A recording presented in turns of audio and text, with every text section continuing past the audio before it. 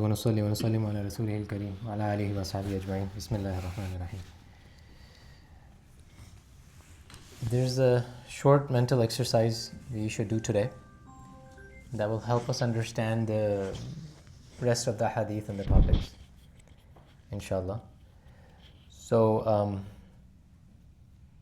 I'll give you the context and then we'll start.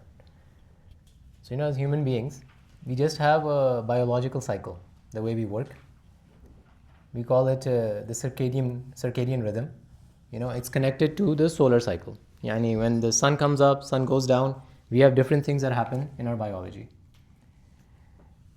So we will feel active at certain points of the day. We will feel sleepy at certain points of the day. It's going to be common among all humans. Some may be more active or more sleepy, but it's more or less common. The different hormones, the different chemicals that are released, they're similar chemicals. So one of the wisdoms of having salah at certain prescribed times is this, that Allah Azza wa Jal, He realizes what's going inside a person. He's the one who designed us. So it's a little bit of a difficult point. I will explain, but then everybody will re-explain back to me, including Kareem. So he better be listening. And don't look back, look at me. Nobody has to look at him. That's just me joking with him. Everybody's like looking at him and it just makes me feel bad now. So, yes. So it's kind of like this. There's a concept we call, it's a difficult term, but I'll just say it. Some people may be aware of it. It's called teleological blindness. Sometimes there's something and it serves two purposes. There are two objectives to that task. We miss one of the objectives and we only focus on one of them. And we realize, okay, so if we think that if we complete this task, this is the objective that I have to complete. But in completing that task, there's a reason that task is in a certain environment. So it offers some sort of resistance. To overcome that resistance is also objective of that task. Does that make sense? I will explain. How about a person went to the gym, okay? And he said, well, the weights are too much, so when they're lighter, I will lift them. And he wants to build muscle. So he thinks that lifting the weights is a task, and it is. But there's a reason that there's resistance in them. Why? If he doesn't lift the heavy weights, what happens? He doesn't build the muscle. He doesn't build the muscle. The resistance is supposed to be there. Like, it's actually not a bug. It's not a flaw. It's the design itself. Does that make sense? Okay, alhamdulillah. So, in salah, when I said earlier that Allah Azza wa Jal, He knows that there are certain times that we will feel certain things. For example, we might be sleepy at one time. We might be working at one time. We might want to eat at one time. And there might be another time where we want to hang out with family. So if Allah wanted, could all the salah not be at 12 o'clock in the afternoon? 5 salahs, 12 o'clock in the afternoon. You just pray all of them and you're done. So the raka'at, that's one of the things. To complete the salah, that's one objective. But for them to be at a certain time in a certain environment is another objective that we sometimes miss. One salah is when we are at the maximum of our comfort, Fajr. One is when we are at the maximum level of our exhaustion, Isha. One is when the day has completely set in and we are actually in the middle of the grind, Zohar.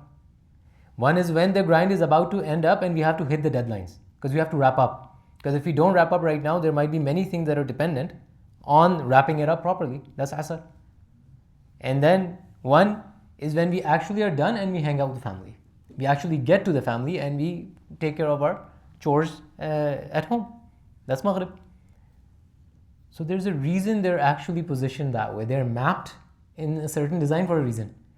Why are people not able to make it for Zohar? You will answer this. And then I'll ask you to move it back somewhere.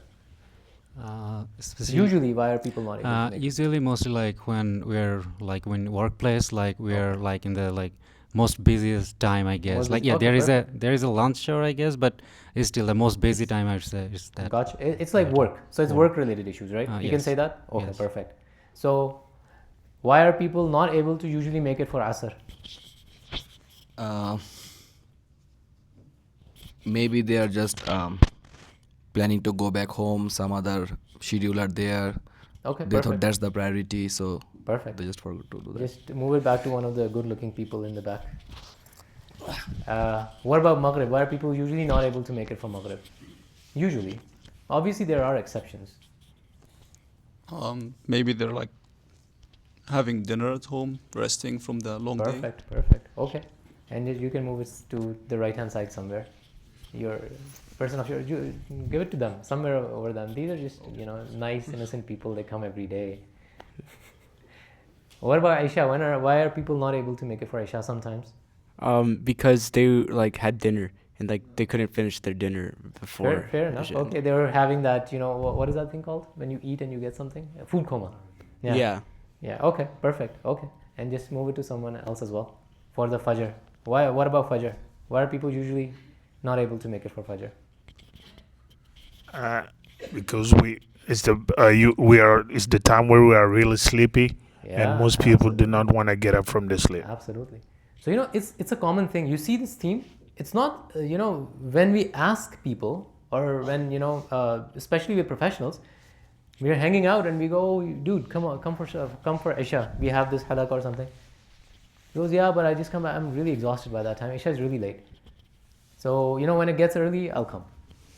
So sometimes you forget that there's a reason. This is the objective.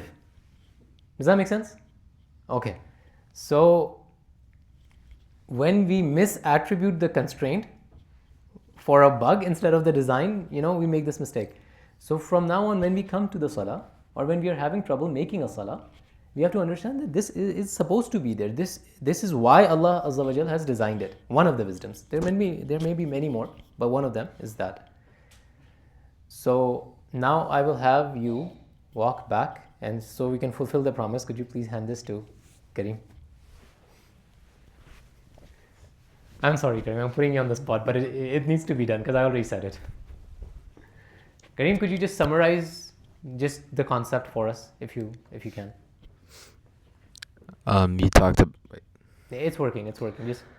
you talked about people might have other priorities and might not be able to come to Salah, but usually it's like very subjective, like, oh, you just don't want to, so you're making up an excuse. Okay.